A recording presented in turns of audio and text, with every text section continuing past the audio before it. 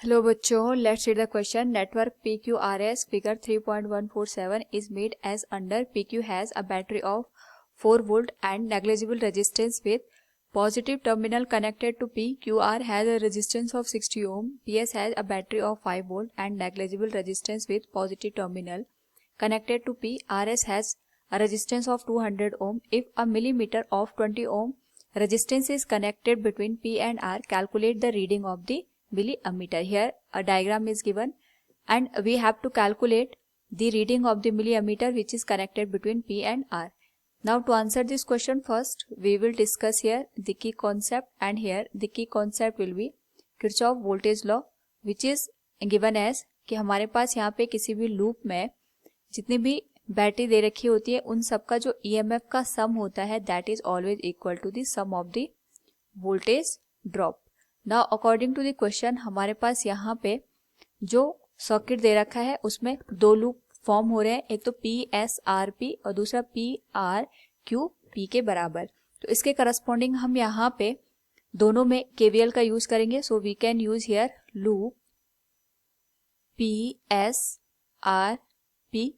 इस particular case में अगर हम यहाँ पे गिवन डायरेक्शन के अकॉर्डिंग चलें तो यहाँ पे हमें बैटरी का पॉजिटिव टर्मिनल दिखेगा which show the negative value, और यहाँ पे अगर हम करंट की डायरेक्शन में चलते हैं तो जो ड्रॉप आता है वो पॉजिटिव आता है और करंट के अपोजिट चलते हैं तो ड्रॉप नेगेटिव आता है.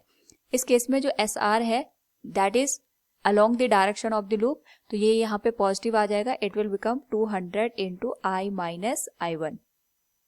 लेकिन जो I1 करंट है ये हमारे पास यहाँ पे लूप के अपोजिट है तो हम इसको नेगेटिव साइन के साथ लिखेंगे. That is 20 into I1.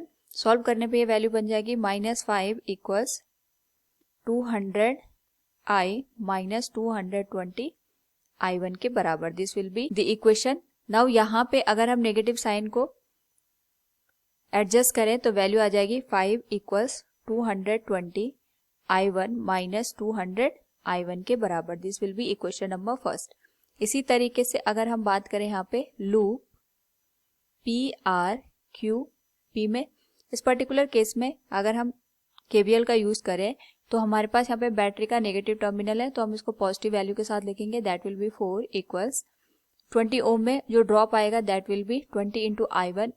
ये लूप के अलोंग है तो ये पॉजिटिव वैल्यू देगा दैट इज 20 इंटू I1. और यहाँ पे जो 60 ओम का रेजिस्टेंस है ये भी लूप के अलोंग है so it will B 60 into I के बराबर.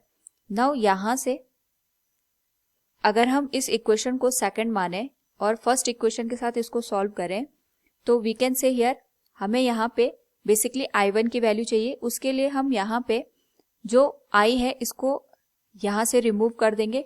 रिमूव करने के लिए जो हमारे पास यहाँ पे सेकंड इक्वेशन बन रही है उसको हम 10 से मल्टीप्लाई करेंगे यहाँ पे, और जो फर्स्ट इक्वेशन है इसको 3 से मल्टीप्लाई करेंगे. तो जो इक्वेशन बनेगी we can rewrite it as 40 equals 200 I1 plus 600 I, और जो हमारे पास सेकेंड इक्वेशन बनेगी that will be 15 equals 660 I1 minus 600 I के बराबर. नाउ दोनों इक्वेशन को अगर हम यहाँ पे ऐड कर दें तो ये तो कैंसिल हो जाएगा.